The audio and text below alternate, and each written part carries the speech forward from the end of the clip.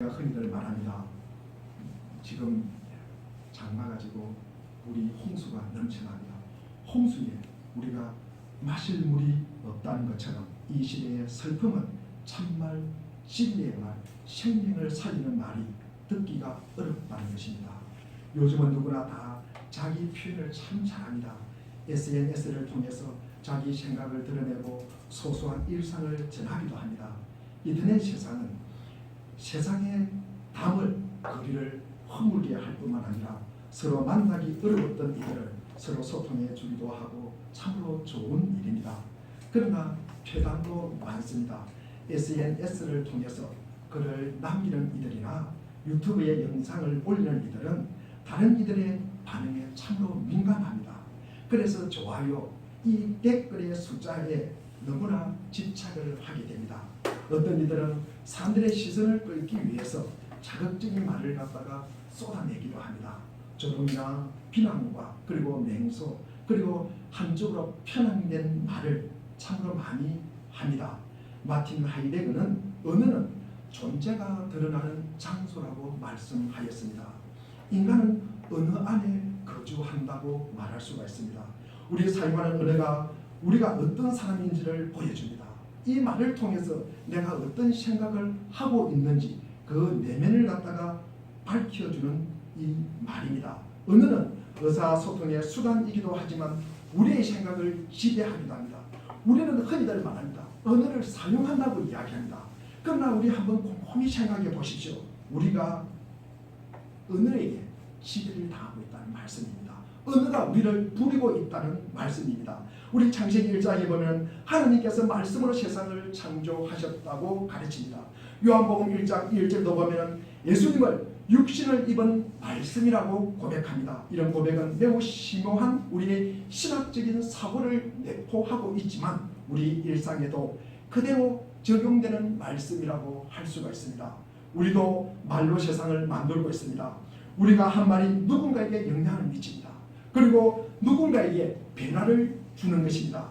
우리가 말하는 말을 통해서 때로는 기분 좋은 말도 있고 때로는 기분 나쁜 말도 있습니다. 그리고 우리를 화합하는 말도 있고 우리를 배척하고 추방하는 말도 있습니다. 그러면서 이 말을 통해서 우리는 넘어지고 거꾸러지기도 하고 그리고 우리를 일으켜 세우는 말도 있습니다.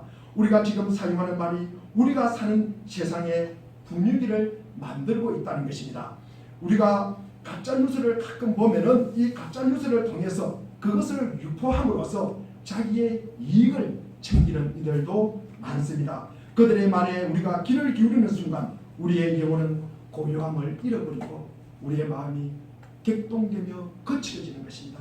비루하고 야비한 말은 자극적이어서 우리 마음을 뒤흔들어서 판단을 흐리게 합니다. 말이 새로워지지 않으면 역사는 새로워질 수가 없습니다. 한 가지 사안을 놓고도 사람들의 견해가 달라질 수밖에 없는 게 현실입니다. 각자 서 있는 자리가 다르기 때문입니다. 내가 옳으니 너가 옳으니 싸우는 동안에 사람은 식어져 버리고 참은 멀어집니다. 그러면서 거짓과 핑계와 그리고 자기 유익과 자기 합리화만 늘어가게 되는 것입니다. 작은 산에 바로 앞에 서 있는 사람의 눈에는 큰 산이 들어오지 않습니다.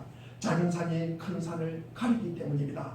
자기가 보는 것이 전부라고 생각합니다. 자기는 작은 산이 자기가 전부라고 생각하기 때문에 세상의 전부인 것처럼 세상에는 작은 산만 있는다고 생각을 하게 되는 것입니다. 이것은 바로 우리의 어리석음을 말하는 것입니다. 일단 이런 사람들은 배우려고 하는 마음이 없습니다. 그래서 사람들은 97%가 일치함에도 불구하고 3%의 차이 때문에 죽일 듯이 싸우곤 합니다. 초대교회 다른 복음을 전하는 이들은 이들로 인해서 참으로 많이 흔들렸습니다. 예수님의 이름을 들먹이면서도 자기들의 이익을 위해서 그 가르침을 곡해하고 오해하는 이들이 너무나 많았습니다. 부활은 이미 지나갔다고 말합니다. 그러면서 쾌락과 방종을 부추기는 이들도 있었고 십자가의 복음이 아닌 이 영광의 환상으로 사람들을 미혹하는 이들도 있었습니다. 거룩한 삶에 대한 이야기를 속된 잡담으로 바꾸어버리는 이들도 있었습니다. 그릇된 현실을 낳는 법입니다. 우리는 오순절 성령 강림주를 이유로 성령에 대한 말씀을 우리는 증거하고 있습니다. 로마서 8장 26절에 보니까 성령께서 우리의 약함을 도와주십니다. 그래서 성령님은 우리의 기도를 대신하여 간구하신다. 그리고 요한복음 14장 26절에 보면은 보혜사 성령님은 모든 것을 우리에게 가르쳐 주실 것이고 그리고 그의 말씀이 우리에게 생각나게 하신다고 말씀합니다. 더하기가 사도행전 1장 8절에 보면은 성령이 임하면 그 능을 잊고 땅끝까지 예수 그리스도의 삶의 증인의 삶을 우리가 살아야 된다는 그런 말씀을 또 전합니다. 그리고 요한복음 16장 8절에 보면 성령이 오시면 죄와 의와 심판에 대하여 세상의 자녀의 것을 깨우치게 하실 것이다. 우리의 삶이 하나님께 초점을 두고 있지 않는 것이 죄라고 말씀을 드렸습니다. 우리 하나님은 우리의 창조주시오 우리의 구원자이시오 우리의 심판의 주이심을 알고 그분의 늘 오름을 우리가 깨닫고 신뢰하며 살아가는 것입니다. 그러면서 하나님의 심판은 반드시 있다.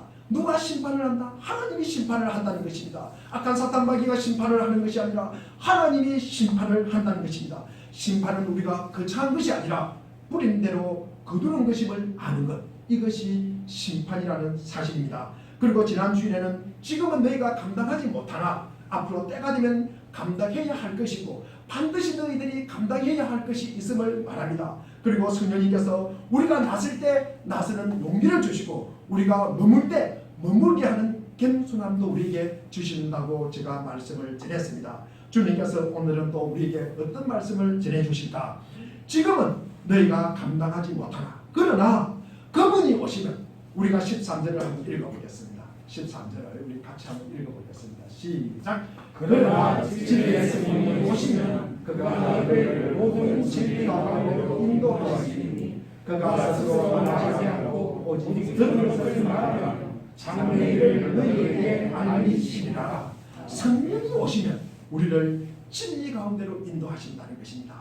육신을 갖고 이 땅에 오셨던 예수 그리스도께서 육신을 가진 채로 이 땅을 들어 성천하셨습니다. 하나님의 영이신 보혜사 성령님께서 우리와 함께 하시기 위해서 이 땅에 오셨습니다. 예수 그리스도께서 그 성령님을 가르쳐 우리를 진리 가운데로 인도하시는 진리의 영이라고 말씀하셨습니다. 성령님은 우리를 진리 가운데로 인도하십니다. 성령이 임하면 진리의 영이 오시면 우리를 진리 가운데로 인도하시는 것입니다. 그 진리의 길이 무엇입니까? 오늘 본문이 그 길을 가르쳐 주십니다. 그 구체적인 내가 바로 자기 스스로 말하지 않는 것입니다. 성령님은 자의로 말하지 않는 분이라고 덧붙여 말씀하고 계십니다. 그렇다면 오늘 본문에서 우리 성령님과 함께 하시고 그리고 성령 충만한 사람이란 어떤 사람입니까? 결론부터 말씀하겠습니다. 성령 충만한 사람이란 자기 마음대로 말하지 않는 사람입니다. 자의로 말하지 않는 사람을 성령이 충만한 사람이라고 우리에게 말씀하고 있습니다. 그러면 우리가 자의로 말하지 않는다는 원문의 뜻은 무엇일까? 자기 마음 내키는 대로 말하지 않는 것입니다. 자기 감정대로 말하지 않는 것입니다. 다시 말해서 함부로 말하지 않는다는 것입니다. 그러면 무엇이 우리가 함부로 말하는 것입니까? 함부로 말하지 말라 그랬는데 우리가 함부로 말하는 것이 무엇입니까? 아무 때나 분노의 말을 터뜨리는 것은 함부로 말하는 것입니다. 어디서나 자기의 감정만을 내뱉는다는 것은 함부로 말하는 것입니다. 우리의 두뇌 작용보다도 입술의 움직임이 더 앞서는 것, 이것을 우리는 함부로 말하는 것이라고 할 수 있습니다. 말의 여운도 채 가시기 전에 후회할 말을 하는 것을 함부로 말하는 것이라고 합니다. 사람의 말을 어떤 의도에 쓰건 그 진리를 갖다가 왜곡하는 것, 이것이 함부로 말하는 것입니다. 어떤 말을 자기 입맛에 재해석하는 것, 이것도 함부로 말하는 것입니다. 모함이나 험담을 일삼는 것도 함부로 말하는 것입니다. 없는 말을 지어내거나 과장하거나 그리고 부풀리고 그리고 거짓말하는 것도 함부로 말하는 것입니다. 그리고 타인의 말을 듣지 않고 자기 말만 하는 것, 이것도 함부로 말하는 것입니다. 우리도 말 한마디 하지 않고 일주일을 지낸 사람은 아무도 없을 것입니다. 그렇다면 우리가 지난 1회 동안에 우리의 입으로 통해서 내뱉은 말, 그 숱한 말들이 얼마나 진실된 말이었습니까? 혹 진실과 거리가 먼 말들, 아무런 의미도 없는 말들, 그리고 입에 담아도 안 될 해로운 말들은 아니었습니까? 이런 해로운 말을 왜 할까? 이런 해로운 말을 왜 할까? 13절 우리가 중간에 보면은 들은 것을 말하라고 하였는데 들은 것을 말하지 않기 때문입니다. 들은 것을 알려야 합니다. 들은 것을 전해야 합니다. 들은 것을 알리지 않고 들은 것을 전하지 않았기 때문에 해로운 말이 되는 것입니다. 들은 대로 말하지 않고 들은 대로 전하지 않기 때문에 상처가 되는 말이요 상대를 죽이는 말이 되는 것입니다. 우리는 들어야 합니다. 아멘. 우리는 들어야 합니다. 그럼 누구로부터 들어야 되는 것입니까?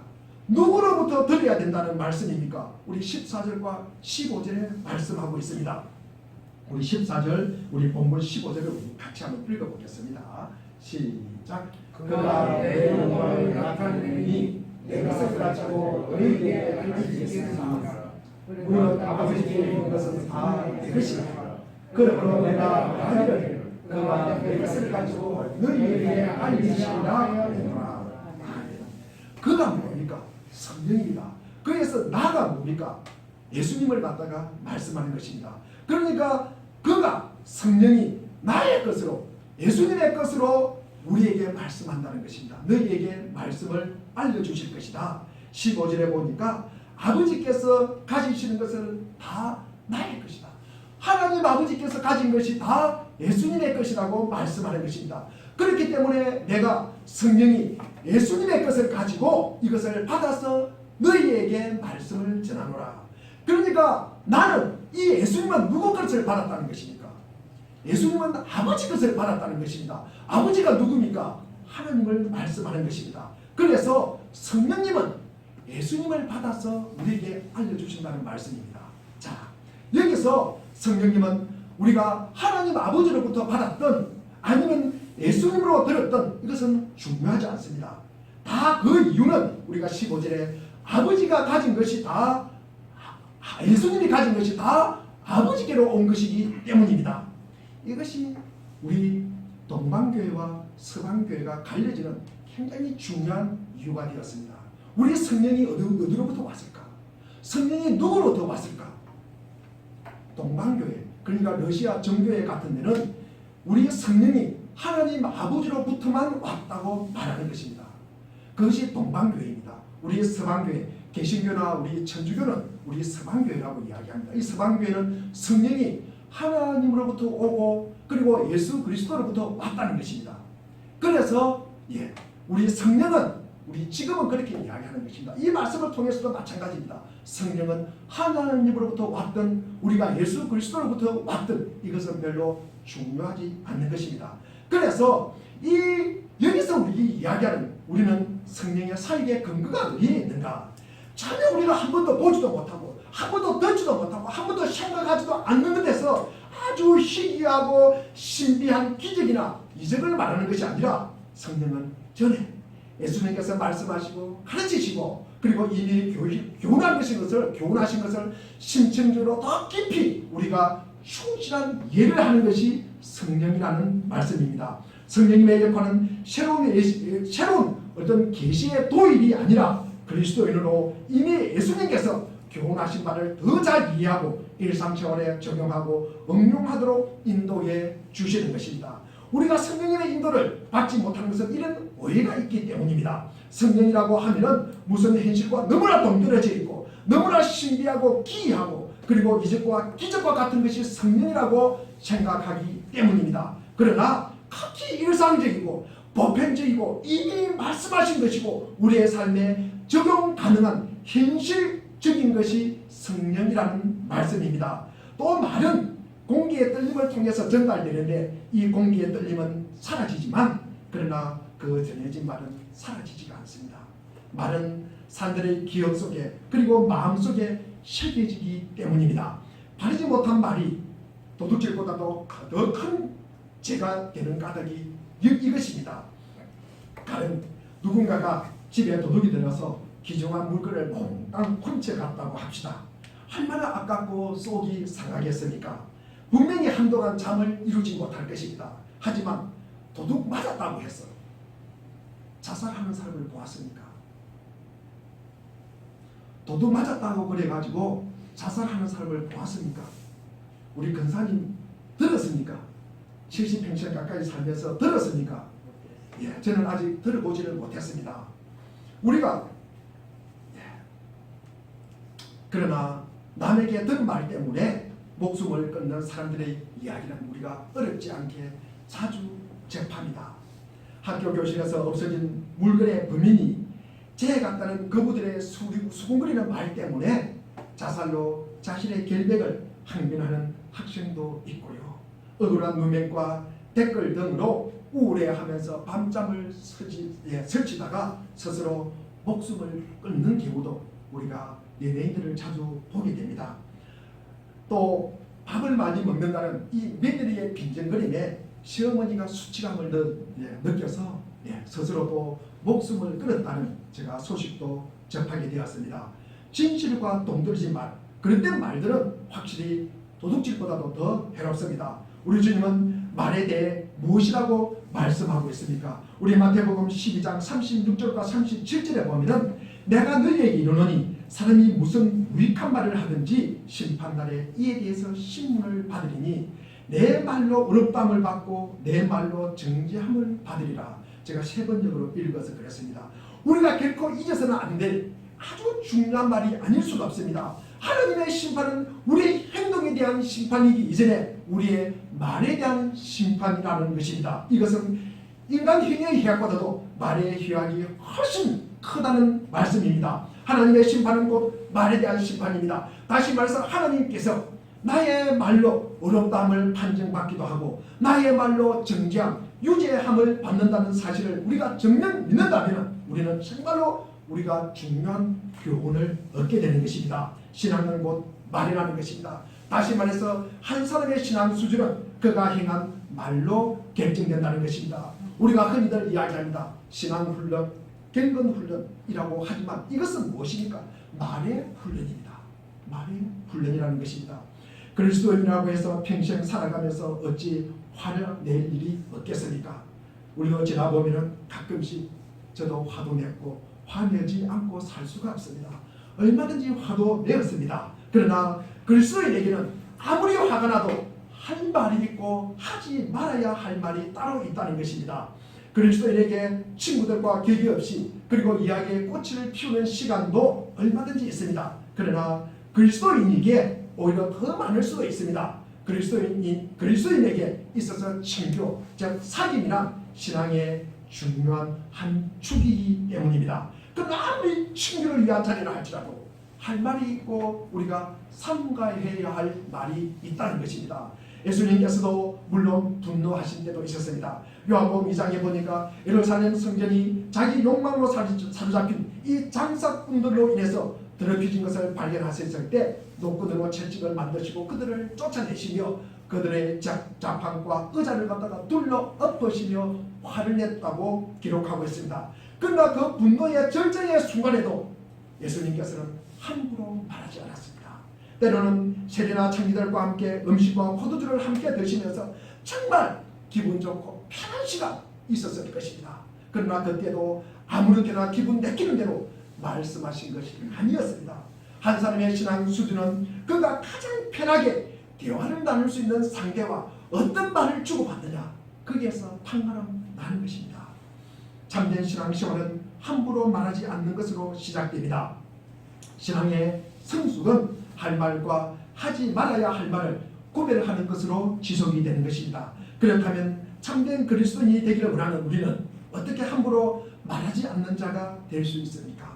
어떻게 해야 우리의 말이 결과적으로 함부로 말하는 것이 아닐 수가 있겠습니까? 본문 13절에 그분이 오시면 곧 진리의 영이 오시면 성령님은 오직 들은 것만을 말씀하셨습니다. 그분이 들은 것이란 무엇입니까? 하나님의 진리의 말씀입니다. 예수 그리스도께서 하시는 말씀입니다. 그분이 먼저 들었다는 것입니다. 성령님이 먼저 들었다는 것입니다. 성령님이 하나님의 말씀을 먼저 듣고 예수님의 말씀을 먼저 들었다는 것입니다. 예수님과 하나님의 진리의 말씀을 먼저 들었다는 것입니다. 예수님과 하나님의 진리의 말씀으로 충만했다는 것입니다. 그래서 성령은 진리의 영일 수가 있었고 함부로 자유로 말하지 않고 진리만 말할 수가 있었다는 것입니다. 그래서 우리는 함부로 그리고 자기 내키는 대로 말하지 않고 오직 우리를 진리 가운데로 인도할 수 있다는 말씀입니다. 우리는 여기에서 어떻게 우리 마음대로 우리 내키는 대로 말하지 않고 함부로 말하지 않는 자가 될 수 있는지를 우리는 여기서 해답을 얻게 되는 것입니다. 지난 주일까지 제가 새벽 예배에 아모스서를 말씀을 전했습니다. 유다에서 이 목자로 그리고 뽕나무를 재배하는 이 아모스가 베델, 그러니까 북이스라엘에 가서 예언의 말씀을 전합니다. 그러면서 아모스가 5번의 환상을 갖다가 보게 됩니다. 그 중에서 4번째 환상이 여름실과 한강줄이 환상이었습니다. 이 여름실과라는 말, 여름과일이라는 말이 히브리어로 카이츠라고 하는데 이 발음이 끝, 종말, 심판이라는 말과 음이 똑같습니다. 그래서 이스라엘의 끝, 이스라엘의 종말, 이스라엘의 심판을 갖다가 예언하는 말입니다. 그러면서 아모스 8장 11절 말씀을 보면 이 종말의 원인과 그 결과를 보면은 그 종말의 그 현상을 갖다가 말합니다. 11절에 그날이 오면은 나 주 하나님께서 말씀하시는데 종말의 때는 먹을 밥이 없어서 굶주림도 아니요 먹을 물이 없어서 목마름도 아니요 하나님의 말씀을 듣지 못하여 사람들이 굶주리고 배고파한다는 것입니다. 하나님의 진리의 말씀이 기갈되었다는 말씀입니다. 하나님의 진리의 말씀이 가뭄이 되었다는 말씀입니다. 하나님의 생명의 말씀이 이 생수의 강처럼 흘러넘치는 물된 동산이 아니라 아모스 8장 13절에 보면은 하나님의 말씀을 듣지 못할 때 아름다운 처녀와 젊은 남자가 다 쓰러질 것이라고 말씀하고 계십니다.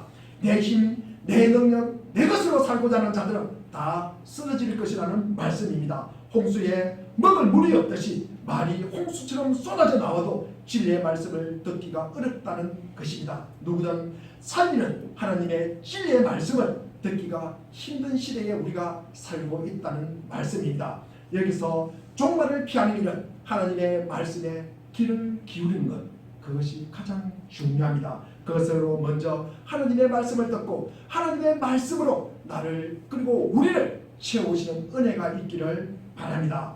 먹은 대로 나오는 법입니다. 내 속에 들어오는 것이 나오는 법입니다. 사랑의 말이란 결국 내가 무엇을 품고 있느냐, 내 안에 무엇이 들어있느냐, 내 안에 있는 것이 그것이 나오는 것입니다. 그것이 반영되는 것입니다. 그것이 표현되는 것입니다. 그것이 말입니다. 우리가 시편 73편 23절과 25절의 말씀을 보면은 현재도 주께서 나와 함께 하시고 내 오른손으로 붙드시고 이끄시고 그리고 앞으로도 주께로부터 나오는 이 가르침으로 나와 함께 하시고 신실한 자에게 주어질 영원한 하늘의 영광으로 나를 인도하여 주실 것이다.